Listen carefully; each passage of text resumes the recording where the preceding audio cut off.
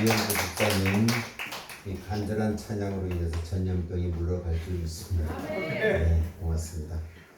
오늘이 어버이 주일인데 어버이 주일에 맞는 메시지를 전하다가 그냥 요한복음 진도로 그냥 나가도록 그렇게 하겠습니다.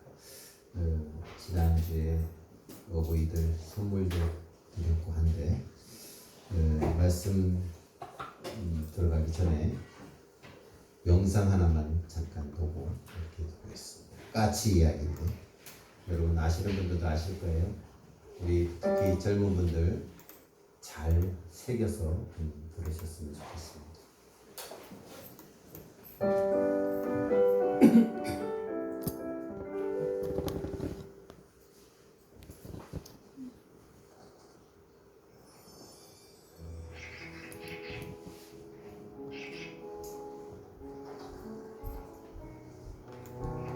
치매기가 있는 백발 노인이 창밖을 내다보다가 아들에게 물었습니다. 얘야, 저 새가 무슨 새냐? 까치요. 아버지는 고개를 끄덕이시더니 조금 있다 다시 물었습니다. 얘야, 저 새가 무슨 새냐? 까치라니까요. 아버지는 창밖을 바라보시더니 또 같은 말을 하십니다. 얘야, 저 새가 무슨 새라고 했지? 몇 번이나 대답해야 아시겠어요. 까치요. 까치라고요. 그때 옆에서 듣던 어머니가 한숨을 쉬고는 말씀하셨습니다. 아범아, 너는 어렸을 때 저게 무슨 새냐고 100번도 더 물었다. 아빠, 저 새가 무슨 새예요? 까치란다. 까치요? 아빠, 저 새가 무슨 새예요? 까치야. 까치요? 그럴 때마다 아버지는 까치란다, 까치란다 몇 번이고 대답하시면서 말하는 네가 귀여워서 머리를 쓰다듬어 주셨지. 그래서 네가 말을 배울 수 있었던 거다. 언젠가부터 전해 내려오고 있는 아버지와 까치의 이야기입니다. 이제는 우리가 아버지의 손을 잡아드릴 때입니다. 그래요. 지금 힘없이 떨리는 저 손이 처음 발을 딛고 일어설 때 잡아주시던 손, 땅바닥에 넘어져 무릎을 깼을 때 울던 나를 일으켜 세우시던 그 손, 코 흘릴 때 훔쳐주시고 눈물 흘릴 때 닦아주셨던 손. 이제는 매를 들어 때리셔도 아플 것 없이 가랑이처럼 야윈 손. 꼭 잡아드리세요. 언젠가 날 잡아주셨던 아버지의 그 손.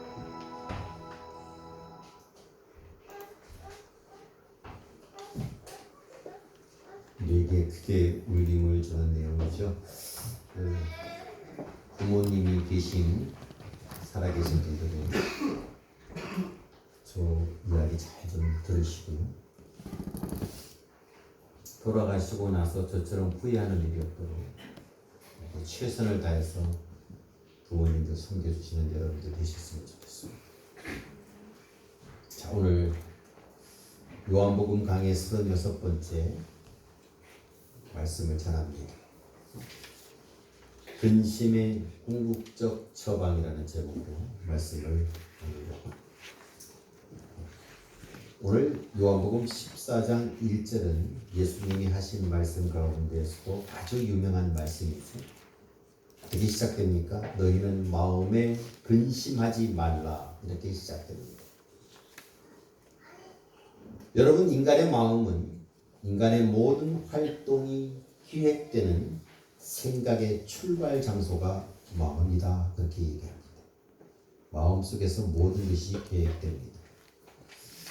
근데 이 마음속에 근심거리들로 가득 차 있으면 우리 인생은 지향점을 잃어버리고 방황할 수밖에 없습니다. 여기 성경에 나오는 근심하지 말라 했을 때 근심이라는 말은 영어 성경에는 트러블 이렇게 나오지만은 원어에서는 타라소라는 말이 있습니다. 이 타라소라는 말은 물이 요동치다 이 뜻을 가지고 있습니다. 그러니까 불안한 마음의 상태를 의미하는 것이 근심입니다. 지금 예수님의 제자들의 마음의 상태가 이렇습니다. 요한복음 13장에서 예수님은 제자들 가운데 한 사람이 나를 팔게 될 것이다 라는 것을 예언하십니다. 그리고는 지금은 잠시 너희들과 함께 있지만 곧 너희들을 떠날 것이다. 만날 수가 없을 것이다 라는 것을 예언하신 내용이 나옵니다. 요한복음 13장 33절 말씀을 한번 보십시오. 바로 그 전장이죠. 13장 33절 여러분 읽으십시오. 시작. 내가 아직 잠시 너희와 함께 있겠노라.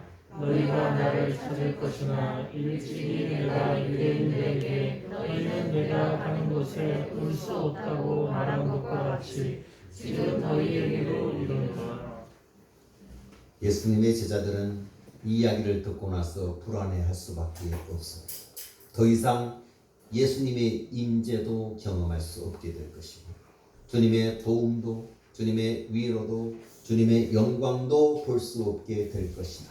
이 생각이 마음속에 들어갑니다. 더 이상 기도해도 기도 응답도 없을 뿐만 아니라 또 여러 가지 상황 속에서 주에 대한 것을 직접 눈으로 보지 못하기 때문에 불안함은 이루 만할 수가 없어서 근심과 당혹감으로 사로잡혀 있었을 것입니다. 자, 여러분, 우리는 다를까요? 저 여러분 편안하십니까? 근심이 하나도 없으십니까? 불신앙에 사로잡힌 우리 시대를 가리켜서 이렇게 말합니다. 더 이상 신의 현존을 기대하지 않는 시대다라고 이야기합니다. 신은 없다 이렇게 주장들을 합니다. 지금 우리의 자연 세계의 모습을 보십시오. 비정상적인 자연의 현상 계속되고 있습니다. 눈은 저 얼음은 녹아내리고 있고 오존층은 구멍이 뚫려서 계속해서 이 지구의 모든 인류들이 어려움을 겪고 있고 또 인간이 직접 만든 파괴적 무기들로 인해서 언제 전쟁이 날 것인가라는 불안 속에서 우리는 하루하루 살아갑니다. 절망 속에서 떨고 있습니다. 열심히 일하고 땀 흘리고 있지만 어떤 생산적 결과를 기대하지 못한 채 헛된 시간을 보내고 있는지는 아닌가라는 불안감이 들 때도 있습니다. 특히 요즘은 코로나 바이러스로 인해서 근심은 정점을 찍고 있습니다. 모든 사람들이 두려워합니다. 기침만 조금 해도 다시 한번 색안경을 끼고 쳐다봅니다. 혹시 내가 코로나 걸리면 어떡할 것인가 불안 속에서 살아갑니다. 밤이 안식의 시간이 되어야 되는데 여러 가지 근심의 포로들로 사로잡혀서 그냥 불안 속에서 숙면을 할 수가 없습니다. 그래서 사람들이 수면제를 먹으면서 살아가는 사람들이 너무나 많다고 그러죠. 의학적인 모습 그리고 심리적인 어떠한 것도 치료할 수가 없습니다. 일시적인 어떤 필요는 채워주지만은 깨끗하게 낫게 할 수는 없습니다. 종교적인 명상이나 철학적인 지혜도 그것을 해결해 줄 수가 없습니다. 많은 사람들이 불안과 근심 속에서 살아갑니다. 그렇다면 여러분, 우리가 경험하고 있는 이 근심들에 대한 궁극적인 처방 있을까요? 가능할까요? 주님은 말씀하십니다. 가능하다, 있다라고 얘기합니다. 근심에 대한 궁극적인 처방, 주님께서 말씀하시는 그 처방이 무엇일까요? 세 가지를 말씀드립니다. 이 세 가지를 마음판에 새기게 된다면 더 이상 근심은 없을 것입니다. 그 속에서 자유함을 누릴 것입니다. 첫째 처방이 뭡니까? 하나님과 그가 보내신 아들 예수를 믿는 것입니다. 이게 첫 번째 처방입니다. 여러분, 우리가 우리를 위협하는 근심에 사로잡힐 때 우리에게 다가오는 여러 가지 질문 가운데 가장 큰 신학적인 질문이 무엇입니까? 제가 수차 말씀을 드렸는데 신정론에 대한 질문입니다. 하나님은 과연 정의로우신가? 이 근심거리들이 계속해서 우리 인간들을 괴롭히는 것이라면 과연 자연을 만드시고 인간을 창조하신 그 하나님의 선은 이루어지는 것인가? 그 하나님은 정말로 선하신 분인가? 라는 것을 질문할 수밖에 없습니다. 주님도 아십니다. 이 세상에는 근심거리들이 많다는 것도 아십니다. 그 근심거리에도 불구하고 주께서는 이렇게 말씀하십니다. 14장 1절에 하나님을 믿으니 또 나를 믿어라. 너희는 근심하지 말라. 이렇게 말씀합니다. 내 마음을 불안해하고 숱한 근심거들이 현존하는 이 세상에도 불구하고 역사를 섭리하시는 하나님은 여전히 존재하신다는 것입니다. 이런 역사와 인간을 치료하기 위해서 하나님의 아들 예수가 이 세상에 오셨다는 것을 우리는 믿어야 된다는 것을 이야기합니다. 그러기 위해서 주님께서 이 땅에 오셨다는 것입니다. 신이 없다면, 하나님이 계시지 않는다면 이 근심거리들을 해결할 방법이 없습니다. 역사는 영원히 혼돈이고 암흑일 것입니다.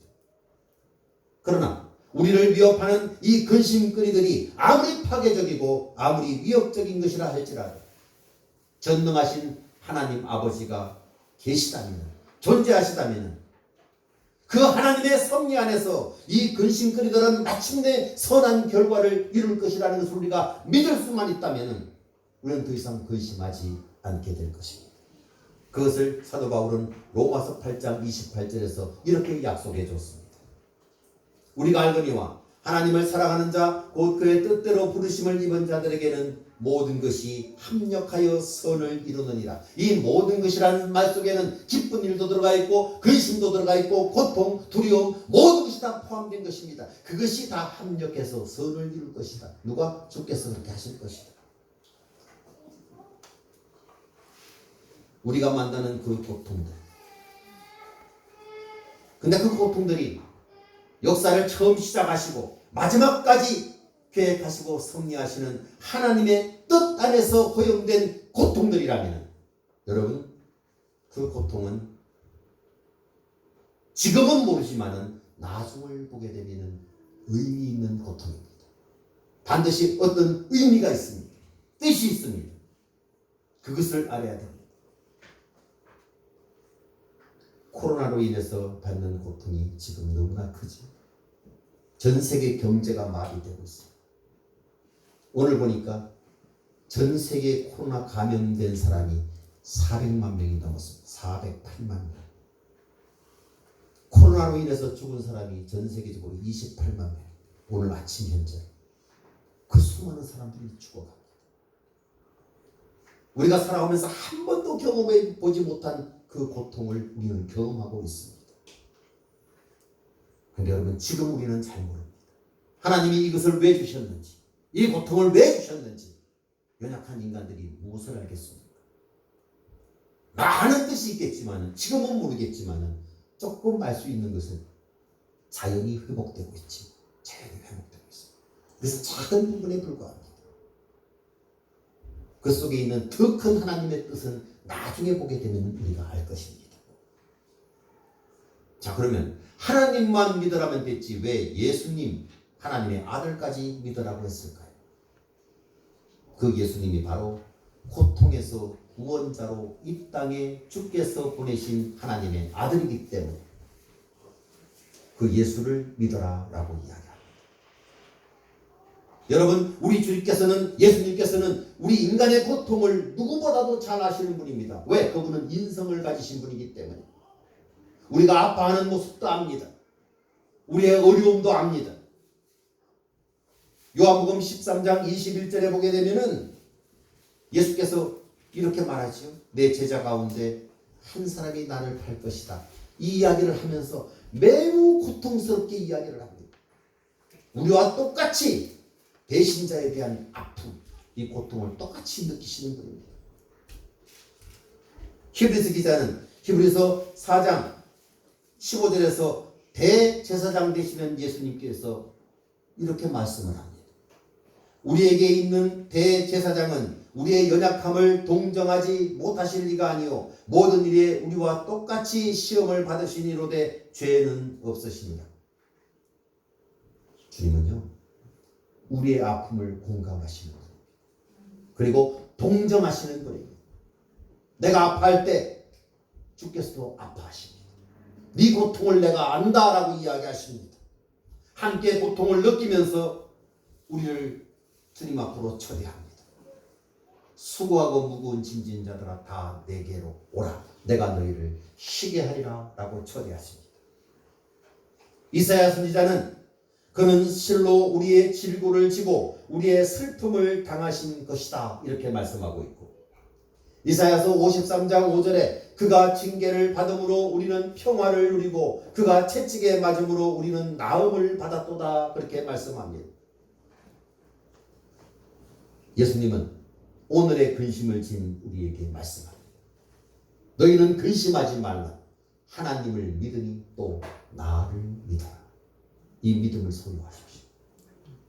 자, 우리의 근심거리에 대한 하나님의 처방 두 번째를 말씀드립니다. 둘째는 아버지 하나님의 집이 예비되었다는 사실을 믿어야 됩니다. 누구에게? 우리에게. 세상 사람들 말고요. 우리에게는 아버지 하나님의 집이 예비되어 있습니다. 여러분 우리가 믿음대로 산다고 하면서도 그래도 여전히 느끼는 딜레마가 있습니다. 떨칠 수 없는 딜레마가 있습니다. 아무리 믿어도 아무리 기도해도 이루어지지 않는 것들이 몇 가지가 있습니다. 마음속에 걱정합니다. 이루고 끝나면 어떡하지? 우리는 선하신 하나님의 섭리를 압니다. 그리고 모든 것을 합력해서 선을 이루시는 그 주님인 것을 알지만 그래도 이 땅에 존재하는 견디기 어려운 어려움들 그리고 모순들을 직면할 때 과연 하나님은 선한 분이신가? 또다시 신정론에 대한 질문을 우리 속에서 나오게 됩니다. 여러분 우리가 살고 있는 우리 인생이 이 세상이 전부라면 하나님의 정의는 여전히 무릎펼 수밖에 없습니다. 그러나 우리는 다릅니다. 우리는 이 세상이라는 것은 사실 하나님의 시간관으로 봤을 때 영원이라는 시간관 속에 점 하나도 못하는 시간입니다. 우리는 그 내세가 보장되어 있습니다. 천국이 보장되어 있습니다. 주께서는 머지않아 이 세상을 떠날 것이다 라고 예언해 주셨습니다. 십자가에 죽을 것을 말씀하신 것입니다. 그래서 여러분 요한복음 14장에서 16장까지는 이제 세상을 떠나기 전에 제자들을 모아놓고 이별 설교를 한 내용이 16장까지 다 기록되어 있습니다. 예수님도 아셨습니다. 내가 죽게 되면은 나를 따르던 저 제자들 믿음의 혼란과 회의가 올 것이다. 그래서 이 모든 것을 알고 제자들에게 주신 말씀이 2절과 3절입니다. 한번 보십시다. 2절과 3절 천천히 여러분 읽으십시오. 시작. 내 아버지 집에 거할 곳이 많도다. 그렇지 않으면 너희에게 이르렀으리라. 내가 너희를 위하여 거처를 예비하러 가노니 가서 너희를 위하여 거처를 예비하면 내가 다시 와서 너희를 내게로 영접하여 나 있는 곳에 너희도 있게 하리라. 오늘날 젊은 신학자들이나 젊은 주교학자들은 이곳을 천국이라고 이야기하지 않고 잘못되게 가르칩니다. 이것은 천국이라는 장소의 개념이 아니라 지금 여기서 말씀하신 처소, 거처는 예수님과의 영원한 교통을 이야기한다. 교제를 이야기한다. 이렇게 주장하는 사람들도 있습니다. 저는 그렇게 생각 안 합니다. 오늘날 믿음의 많은 신앙의 선배들이나 또 복음적인 학자들이 똑같이 동일하게 주장하는 것은 이것은 그런 뜻이 아니라 정확하게 장소입니다. 천국, 아버지, 집 그것을 이야기하는 것입니다.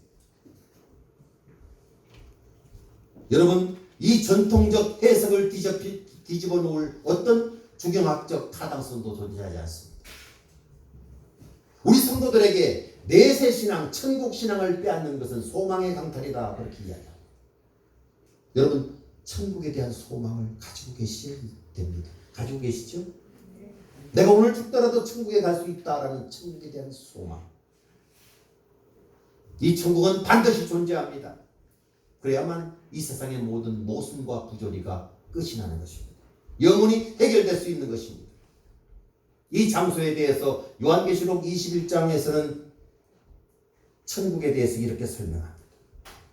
요한계시록 21장 4절에 모든 눈물을 그 눈에서 닦아주시니 다시는 사망이 없고 애통하는 것이나 곡하는 것이나 아픈 것이 다시는 있지 아니하리니 처음 것들이 다 지나갔음이로라.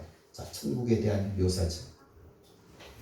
한마디로 이 아버지의 집은 이 세상의 모든 고통, 모든 아픔, 모든 모순이 다 해결된 곳이다 라는 것을 이야기합니다.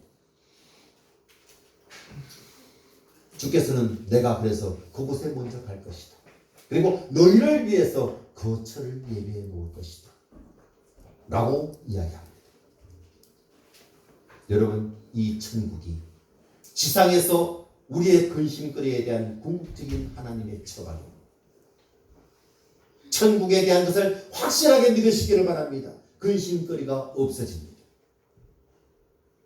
나는 천국이 보장된 사람인데 이 땅에 살면서 작은 근심거리 그거 얼마든지 극복할 수 있습니다. 이 소망을 가슴속에 품으십시오. 셋째, 이 근심거리에 대한 하나님의 궁극적인 처방 세 번째는 예수가 아버지 집으로 가는 유일한 길인 것을 믿어야 됩니다. 따라서요, 예수가 아버지 집으로 가는 유일한 길이다. 여러분, 다른 길은 없습니다. 주께서 아버지 집에 가신다고 하면서 그렇게 제자들에게 이야기했을 때 의심 많은 도마가 질문을 합니다. 도대체 그 가는 길을 우리가 어떻게 합니까? 라고 질문하죠. 그때 도마가 했던 말이 14장 5절이에요. 14장 5절을 또 읽습니다. 시작. 도마가 이르되 주여 주께서 어디로 가시는지 우리가 알지 못하거늘 그 길을 어찌 알겠사옵나이까. 자, 그러자 6절에서 예수님의 유명한 말씀, 여러분 잘 암송하고 있는 말씀이 나옵니다. 예수님의 요한복음에 나오는 7개의 자기 선언, I am, 그 중에 하나죠. 뭐라고 얘기합니까? 예수께서 이르시되 내가 곧 길이요 진리요 생명이니 나로 말미암아 믿지 않고는 아버지께로 올 자가 없느니라. 자, 여러분, 우리 인간이 죄를 짓고 타락했을 때 잃어버린 것이 세 가지가 있습니다. 인간이 하나님 앞에 죄를 범했을 때 그때부터 잃어버린 것 세 가지. 뭘까요? 길과 진리와 생명입니다. 오늘 주께서 말씀하신 것처럼 하나님께로 나아가는 길을 잃어버렸습니다. 둘째는 진리를 잃어버렸습니다. 참되신 하나님과 교제를 상실하는 그 순간 거짓의 악이 마귀를 따르는 자가 되었습니다. 진리를 잃어버렸습니다. 셋째는 생명을 잃어버렸습니다. 타락한 인류는 하나님의 생명에서 단절되었습니다. 그래서 영원한 생명을 상실한 자가 되었습니다. 여기서 생명은 육신의 생명을 이야기하는 것이 아니죠. 잘 아시죠? 여기서 조에라는 말을 씁니다. 영원한 생명. 여기 생명은 본질적인 생명을 가리킵니다. 영적인 생명. 인간을 만들 때 코에다 생기를 훅 불어넣었을 때 그 생명, 그것을 이야기합니다. 근데 예수께서는 우리가 길을 잃어버린 우리들을 위해서 아버지께로 나아갈 수 있는 길이 되어주셨습니다. 우리의 모든 허물과 죄를 다 짊어지고 십자가에 달려 돌아가심으로 하나님께 나아갈 수 있는 길을 열어놓으신 분이 주님이십니다. 그래서 내가 곧 길이요. 인간은 하나님의 말씀보다 사탄의 거짓말, 이 선악과를 먹어도 너희는 죽지 않을 것이고 하나님처럼 된다라는 이 거짓말을 믿었습니다. 누가? 아담이. 그리고 그것을 먹는 순간부터 사단의 지배를 받기 시작했습니다. 근데 우리가 예수님을 믿고 말씀 안에 거듭남을 경험하는 순간 우리는 다시 진리로 돌아옵니다. 그리고 예수를 믿고 이제 예수 안에 있던 영원한 조의 생명, 그 생명을 선물로 내가 받았습니다. 그래서 우리는 영생이라는 것을 쓰죠. 영생을 얻게 된 것입니다. 이제는 우리는 유일한 길이요 진리요 생명이신 예수님을 여기 계신 저와 여러분 다 만났지 않습니까? 만났습니까? 여러분은 하나님의 자녀가 다 되었습니다. 이제 우리는 더 이상 방황할 필요도 없고 두려워할 필요도 없습니다. 근심할 필요도 없습니다. 왜? 하나님 품에 거하는 자가 되었기 때문에 그렇습니다. 제가 참 좋아하는 사람 가운데 헨리 나우엔이라는 사람이 있습니다. 이번에 책을 제가 많이 읽었는데 헨리 나우엔. 이분은 참 똑똑한 분입니다. 하버드 대학과 예일 대학의 교수로 있었던 분입니다. 이분은 러시아를 여행하는 중에 센테브로크라는 그 도시의 박물관을 방문했습니다. 그림이 쫙 걸려있는 그 박물관을 지나가면서 한 화가가 그린 그림 앞에 멈추어 섰습니다. 렘브란트가 그렸던 탕자의 귀환이라는 그림입니다. 제가 여러분에게도 몇 번 보여드렸지. 탕자의 귀환. 이 속에 딱 서서 꼼짝 않고 로봇처럼 굳어버렸습니다. 이 작품의 심오한 아름다움, 이것을 느끼면서 하루 종일 그 작품 앞에 서 있었다고 합니다. 24시간. 그러면서 하나님 앞에 기도하면서 눈물을 흘렸다고 합니다. 왜? 거기에 나오는 탕자가 자신인 것을 발견합니다. 그러고 나서 내가 이제 돌아갈 길은 가는 곳은 하버드대 교수 생활이 아니다. 내가 어디로 가서 주의 뜻에 합당한 일을 할 것인가를 고민하면서 하루 종일 기도했다고 합니다. 그때 환상으로 보이는 한 장면이 나타납니다. 장애인 가족들이 자신을 부르는 그 모습을 보았습니다. 집으로 돌아가자마자 바로 교수직을 버려버리고 부와 명예를 다 버리고 캐나다 토론토에 위치한 데이브레이크라는 30여 명 모인 장애인 공동체에 들어가서 54세 나이에 들어가서 거기서 내가 죽을 때까지 이들을 섬길 것이다 라고 섬기면서 살기 시작합니다. 그러면서 항상 얘기합니다. 그 그림을 보고 탕자의 귀환이 아니라 바로 나의 귀환이다 라고 이야기합니다. 그로부터 10년 후에 이 공동체에서 헨리 나우엔은 영원한 아버지의 집으로 떠났습니다. 천국으로 떠났습니다. 영원한 귀향이 이루어졌습니다. 여러분, 그 길, 그 진리, 그 생명 되신 예수님이 우리 인생길에 나와 함께 하신다. 무엇을 염려할 필요가 있겠습니까? 근심할 필요가 무엇이 있겠습니까? 그 예수님은 오늘 우리의 모든 방황, 모든 근심을 아시고 궁극적인 처방을 내리십니다.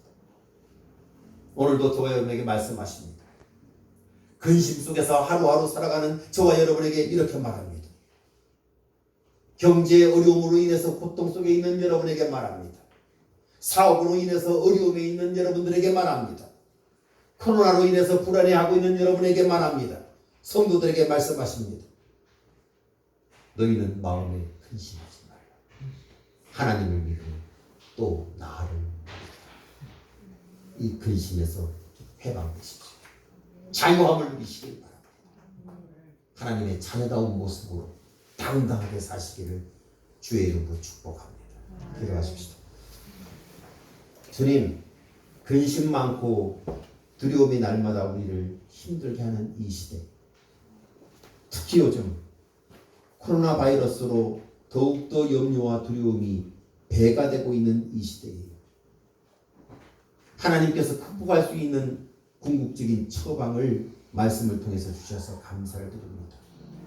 주여, 나에게 어려움이 근심이 밀려올 때 하나님과 예수님을 굳게 믿게 하시고 우리에게는 하나님의 집 천국이 예비되어 있다는 소망을 가질 수 있도록 도와주시고 이 천국, 이 아버지 집으로 가는 유일한 길, 그 길이 예수님뿐인 것을 믿게 하여 주옵소서. 길이요 진리요 생명 되신 예수님을 붙들게 하여 주시옵소서. 예수님의 이름으로 기도드리옵나이다.